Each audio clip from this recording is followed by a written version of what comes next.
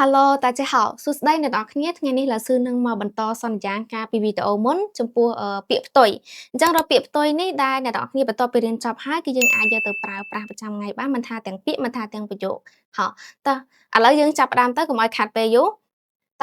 មកមើលពាក្យទី1ដែលយើងអានថារកនឹងគឺប្រែថាក្តៅហើយពាក្យដែលផ្ទុយនឹងពាក្យក្តៅគឺពាក្យត្រជាក់ដែលភាសាចិនគឺយើងអានថាលង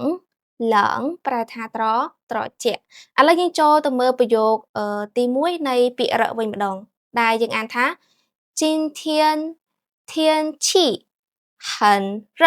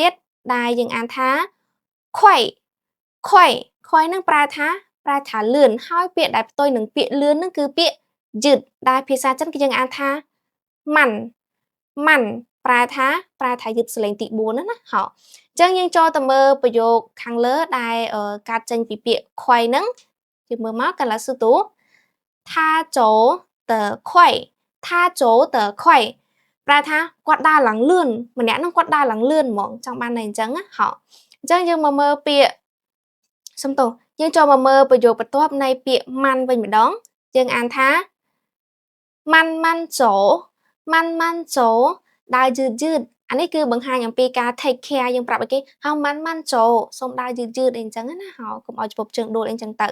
អូខេចឹងយើងចូលមកមើលពាក្យបន្ទាប់ទៀតនេះពាក្យគឺយើងអានថាគុយសលេងទី4ប្រែថាថ្លៃហើយពាក្យដែលផ្ទុយនឹងពាក្យថ្លៃគឺពាក្យ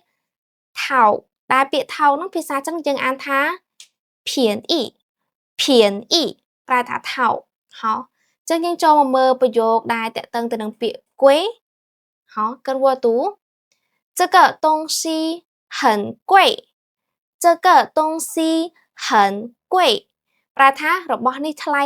អានេះយើងអាចប្រើបានពេលដែលយើងឡើងផ្សារអីចឹងទៅផ្សារទិញរបស់របរឬទិញសម្លៀកបំពាក់យើងអាចប្រើបាន这个东西很贵ប្រែថារបស់នេះថ្លៃណាស់ហ៎ចឹងយើងមកមើលប្រយោគខាងក្រោមដែលតាក់ទងទៅនឹងពាក្យ便宜ដែលប្រែថាថោកហ្នឹងគឺយើងអានថា能便宜點嗎能便宜點嗎ប្រែថាតើអាចថោកជាងនេះបន្តិចបានទេបើន័យថាយើងតថ្លៃជាមួយអ្នកលក់ហើយយើងអាចប្រើប្រយោគនឹងបានណាប្រើប្រយោគនឹងបានអូខេតោះឥឡូវយើងចូលទៅមើលពាក្យបន្ទាប់ទៀតពាក្យបន្ទាប់នេះគឺយើងអានថាកោស៊ីងប្រែថារីករាយហើយពាក្យដែលផ្ទុយនឹងពាក្យរីករាយគឺពាក្យពិបាកដែលពាក្យពិបាកចិត្តហ្នឹងគឺនៅក្នុងភាសាចិនគឺយើងអានថា難過ប្រែថាពិបាកចិត្តឥឡូវយើងចូលមកមើលប្រយោគខាងលើដែលតាក់ទងទៅនឹងពាក្យកោស៊ីងវិញកោស៊ីងហ៎តើ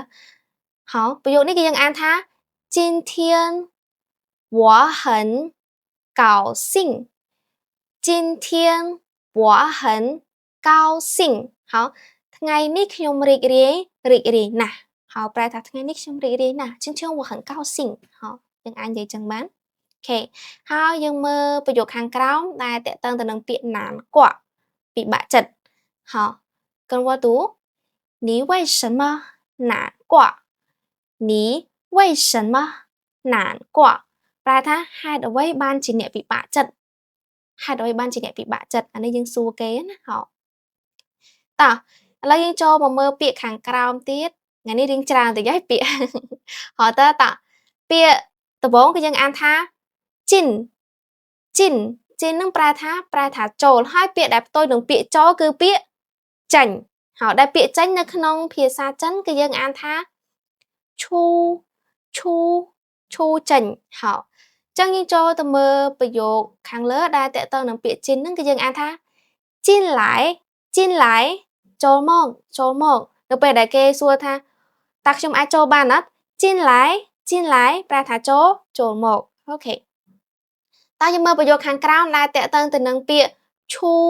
ឈូយើងអានថា他出去怎么读他出去外面了他出去外面了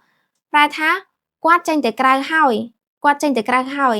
ហៅទៅឧទាហរណ៍ថាមានគេមករកម្នាក់នឹងអញ្ចឹងយើងប្រាប់គេថាថាឈូឈៀលគាត់ចេញទៅក្រៅហើយចេញទៅក្រៅបាត់ហើយអូខេតោះឥឡូវយើងចូលមកមើលពាក្យបន្ទាប់ទៀតហៅពាក្យបន្ទាប់ទៀតនេះគឺយើងអានថា sin sin sin នឹងប្រែថាថ្មីហើយពាក្យដែលផ្ទុយនឹងពាក្យថ្មីគឺពាក្យចាស់ហៅពាក្យចាស់ដែរនៅក្នុងភាសាចឹងគឺយើងអានថាជិវជិវសលេងទី4ជិវប្រែថាចាស់ហៅចឹងយើងមកមើលប្រយោគខាងលើដែលតើទៅនឹងពាក្យ sin គឺយើងអានថា这是我的新衣服这是我的新衣服នេះគឺជាសម្លៀកបំពាក់ថ្មីរបស់ខ្ញុំពេលដែលយើងប្រាប់គេថានេះគឺជាកៅអៅថ្មីរបស់ខ្ញុំទៅទិញអីចឹងយើងអាចនិយាយជាភាសាចិនមកថា这是我的新衣服好的这是我的新衣服好អញ្ចឹងយើងចូលមកមើលពាក្យដែលសំទោសអញ្ចឹងយើងចូលមកមើលប្រយោគដែលតេតឹងទៅនឹងពាក្យជូប្រែថាចាស់នឹងវិញម្ដងហើយគឺយើងអានថា这件衣服很旧这件衣服很旧ប្រែថាសម្លៀកបំពាក់មួយឈុតនេះចាស់ណាស់这件衣服很旧សម្លៀកបំពាក់មួយឈុតនេះចាស់ណាស់ហៅអូខេតោះយើងចូលទៅមើលពាក្យបន្តទៀតតែពាក្យបន្តទៀតនេះគឺយើងអានថាឆាងនឹងគឺប្រែថាវែងហើយពាក្យដែលផ្ទុយនឹងពាក្យវែងគឺពាក្យខ្លីដែលនៅក្នុងភាសាចិនគឺយើងអានថាតាន់ហៅថាតាន់ប្រែថាខ្លីយើងចូលមកមើលប្រយោគដែលតើទៅនឹងពាក្យឆាងទាំងអស់គ្នាដែលយើងអានថា你的头发很长你的头发很长ប្រែថាសក់របស់អ្នកវែងណាស់你的头发很长សក់របស់អ្នកវែងណាស់ហៅទៅចឹងយើងចូលមើលប្រយោគដែលតើទៅនឹងពាក្យតាន់ខ្លីវិញម្ដងដែលយើងអានថា我的头发很短